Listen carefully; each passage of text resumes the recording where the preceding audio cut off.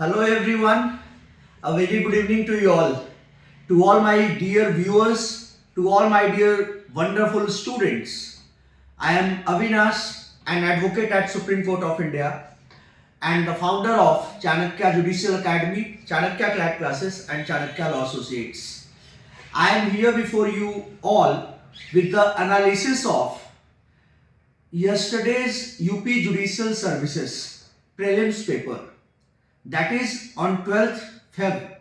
That is yesterday we had UP Judicial Services exam, prelims exam. So here today I am before you all with the correct analysis of the entire law question paper. Right.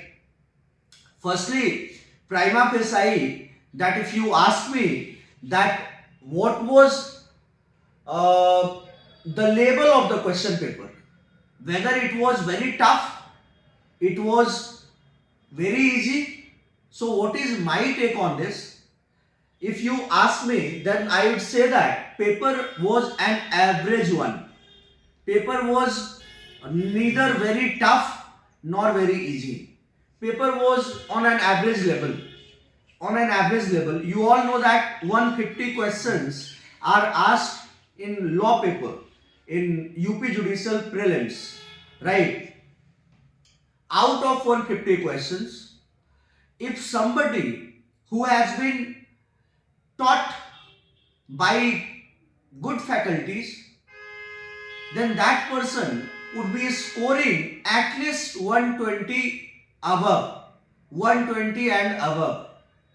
If somebody who is having good command over the law, somebody who has been mentored in a well defined manner, then the person would easily be scoring somewhere in excess of 120 marks.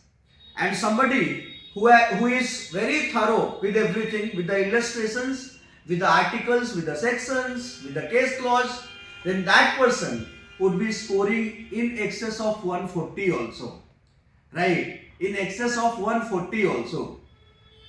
Questions were not very tough. Questions were as easy as what is summons case, 2 years imprisonment किस में दिया जाता है, warrant case में, summon case में, tender invitation to offer क्या है, if a debt is barred by limitation law तो वैलिड होगा, वॉइड होगा, क्या होगा, ट्रांसफर ऑफ प्रॉपर्टी से क्वेश्चंस हैं, तो जो एकदम काफी इजी क्वेश्चंस हैं, ओरल ट्रांसफर से क्वेश्चंस हैं, एविडेंस में, एविडेंस के जो क्वेश्चंस है वो भी उतने ही इजी क्वेश्चंस हैं, क्रिमिनल लॉ को देख लो, जूरिस्प्रूडेंस को देख लो तो उससे भी उतने ही इजी क्वेश्चंस हैं, सीआरपीसी से बड़े इजी क्वेश्चंस आए हैं, कॉग्निजेबल केस को लेकर के क्वेश्चन है, नॉन कॉग्निजेबल को लेकर के क्वेश्चन है, राइट? सारे, अगर मैं टू बी प्रिसाइज, अगर मैं क्वेश्चन आपके सामने बोलूं, then you yourself will say that की question was tough or easy. That is,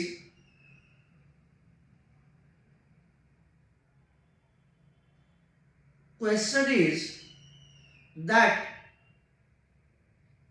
the subject of criminal procedure falls in which of the union, which of the following list of the Constitution of India?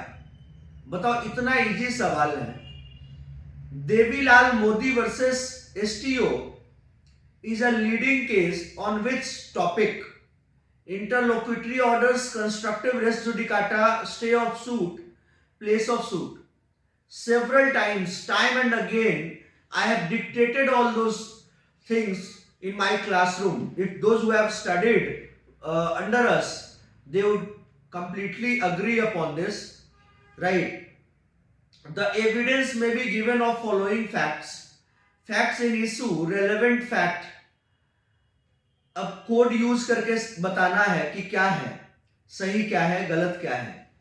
A commits theft on the property in the possession of B, and while committing theft, A has a loaded pistol under his garments, kept for the purpose of hurting B in case if B resists, बताओ इतना easy easy कौन सा offence उसने commit किया है, ये बताना है आपको। इतने इजी क्वेश्चंस है, मतलब मैं इसको बोलूंगा एकदम इनफैंट क्वेश्चंस, जो कि अगर कोई बहुत ज्यादा डेप्थ में नहीं पढ़ा होगा वो भी आंसर करेगा। अ सेशन जज under section 9 clause 2 of CRPC is appointed by whom? District magistrate, state government, high court, none of the above। यही सब सवाल है। The concept of living law was expounded by which jurist? Duguit, Ihering, Roscoe Pound, Ehrlich. Jurisprudence के इतने easy सवाल हैं। A owes B ₹1000 but is the debt is barred by the limitation act। A signs written promise to pay B ₹500 on account of debt। आप याद करिए कि ये Indian contract act में सेक्शन 25 के थर्ड पार्ट से लिया गया है, और उसी में ये इलस्ट्रेशन है। पहला है natural love and affection and that should be in writing and registered. दूसरा है if anything has been done voluntarily in the past, और तीसरा है टाइम बार्ड डेट, और उसी का इलस्ट्रेशन है ये टाइम बार्ड डेट 25 clause 3। और ये इलस्ट्रेशन साफ साफ आपके बेयर एक्ट से उठा करके दिया गया है। अब ये भी नहीं बनाओगे तो क्या बनाओगे यार। इसके बाद है कि who has the authority to fix scales of monthly allowance payable for subsistence of judgment debtor.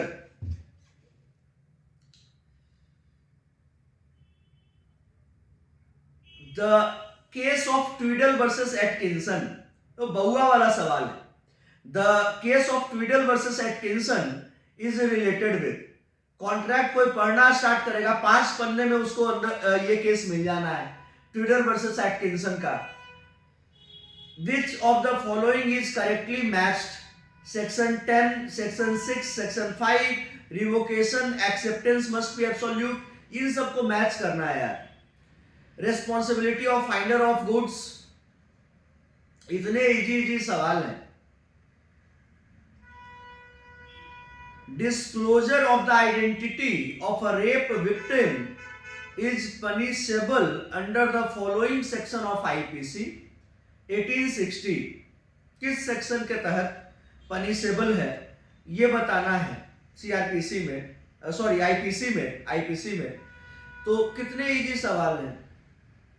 A is a national champion of swimming in pond, he could have saved the child but did not do so, the child drowned, A is guilty of। हम कितनी बार मैं ये बात बताता हूं कि वो national champion है स्विमिंग का, he could have saved the child but he did not do so, the child drowned, A is guilty of, no offense। क्योंकि morally you can ridicule him, morally you can embarrass him, but legally you cannot take any action because he was not bound by any authority, he was not bound by any law, he was not under any compulsion to save the child। इतने easy questions है यार। Which article, United nation के से जो सवाल आए हैं वो सभी आसानी है। That which article of the Universal Declaration of Human Rights 1948 grant right to life, liberty and security of person? Which section of CRPC has provision for cancellation of warrants? Direct सवाल है कि कैंसिलेशन ऑफ वारंट का कौन सा section है। अगर ऐसे सवाल को भी आप नहीं बता पाते हैं तो फिर आप जज बनने के लायक भी नहीं हैं। ठीक है, इतने इजी क्वेश्चंस हैं। Legal terminology res nullius or res nullius, the way how you pronounce it, is used for कितना आसान सवाल है, कोई भी आदमी रेस नलिस का मीनिंग जानता है, आपको इजीली आंसर करना है। No appeal shall lie from a decree passed by the court with the consent of the parties। इतने इजी क्वेश्चंस है, सेक्शन सीधा बताना है सीपीसी का। Russian invasion on Ukraine violets which article of the United nation charter. एकदम United nation से भी जो सवाल आए हैं वो डायरेक्ट आपसे आर्टिकल पूछ रहे सीधा, और कहीं कोई घुमा करके नहीं पूछा गया है। द एक्सप्रेशन डिसअफेक्शन जो आईपीसी सेक्शन 124A में यूज किया गया है, उसका मीनिंग क्या है? Under which article, which one of the following article of the constitution of India the Supreme Court has the power to review its own decision. Direct question है, सीधा आप मतलब कि सुप्रीम कोर्ट स्टार्ट होता है 124 से, that is establishment and constitution of supreme court. वहां से आप पढ़ते जाइए और आपको एकदम मतलब कि जैसे ही आप एसएलपी के इन एंड अराउंड में होते हैं, आपको एकदम डायरेक्ट आंसर मिलेगा।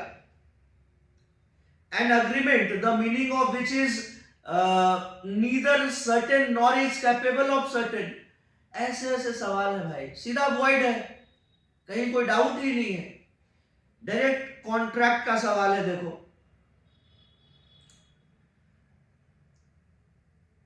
which of the following section in the CPC deals with the settlement of disputes outside the court? हर कोई जानता है, सेक्शन 89, ठीक है। सलेम एडवोकेट्स बार एसोसिएशन, सब लोग केस जानते हैं, सब लोग मतलब जो 4 मेजर्स है, 4 मोड्स है एडीआर के, ऑल्टरनेटिव डिस्प्यूट रेजोल्यूशन के, negotiation, mediation, conciliation and arbitration, हर कोई जानता है। अब ये सब में क्या कोई दम है क्वेश्चन पेपर में? कोई दम नहीं है।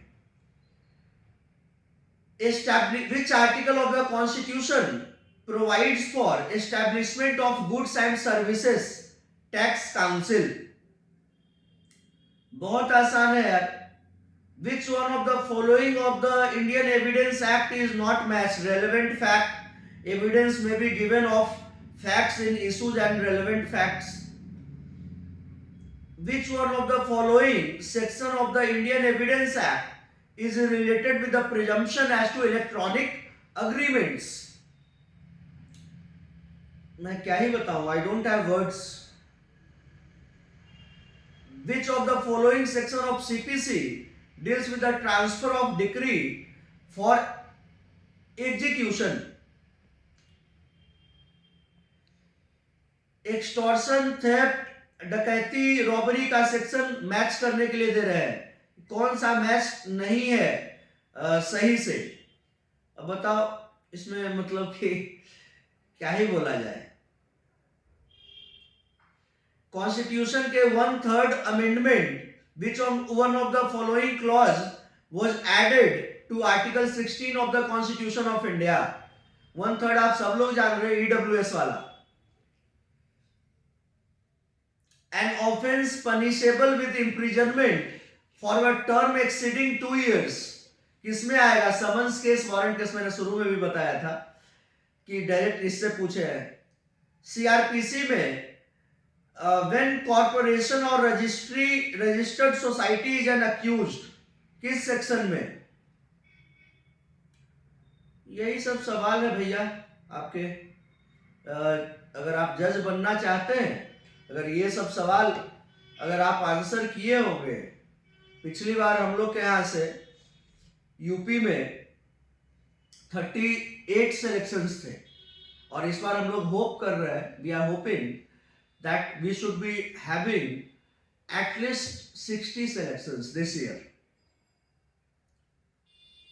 लखनऊ बनारस में हमारा चल भी रहा है।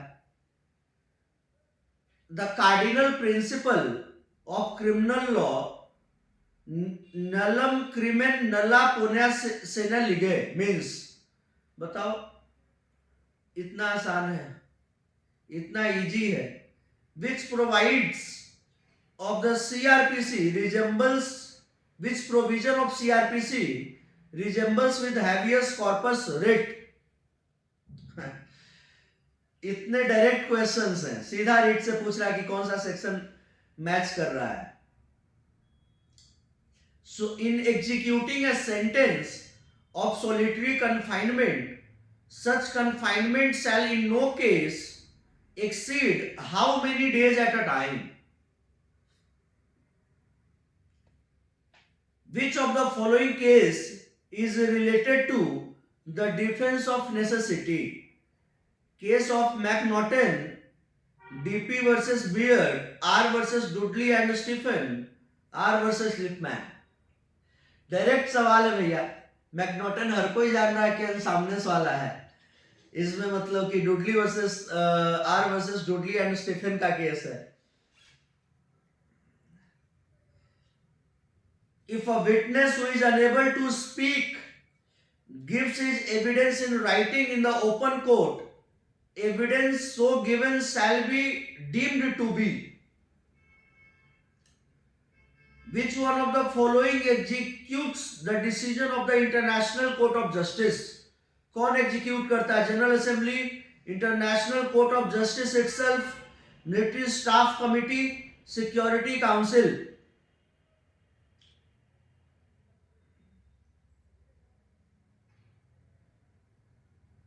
In which of the following section of Indian Evidence Act the fact showing the knowledge is declared relevant? Under Indian Evidence Act, how many witnesses are required for the proof of any fact? ऐसे ऐसे question है भाई साहब. Which of the following section of Transfer of Property Act relates to oral transfer? Permission to investigate into a non-cognizable offense can be granted by. Direct questions है यार. What should I say? Sedition किस section में है? हर कोई जान रहा है, 124A में है. फिर वॉयरिज्म का कौन सा है? हर कोई जान रहा है, 354C में. यही सब मैच करना है. क्रिमिनल कॉन्स्पिरेसी का कौन सा है? 120A में है. हर कोई जान रहा है. अब यही सब सवाल है आपके.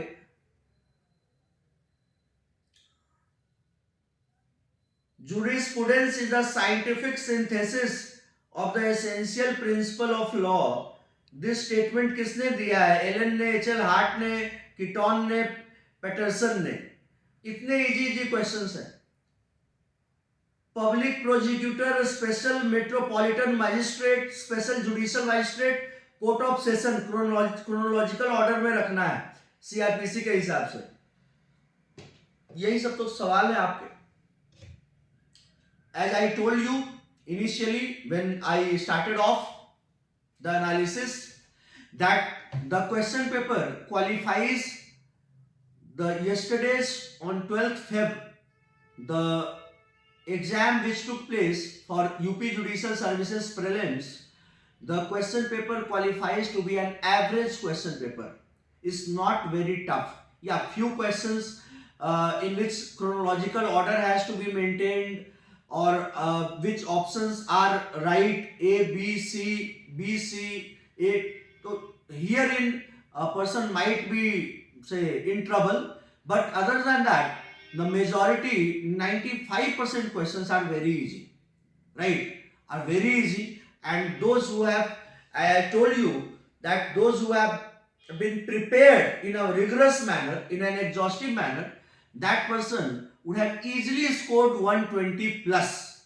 120 plus questions उसके सही होंगे, ठीक है, minimum.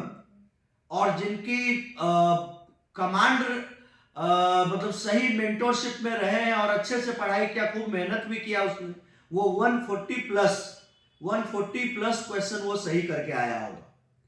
And that your very neutral, clear as crystal analysis I am giving you, right? That is about the prelims question paper. and those who out of say those whosoever are listening to me, for men's we are starting off our new batch for UP judicial services mains.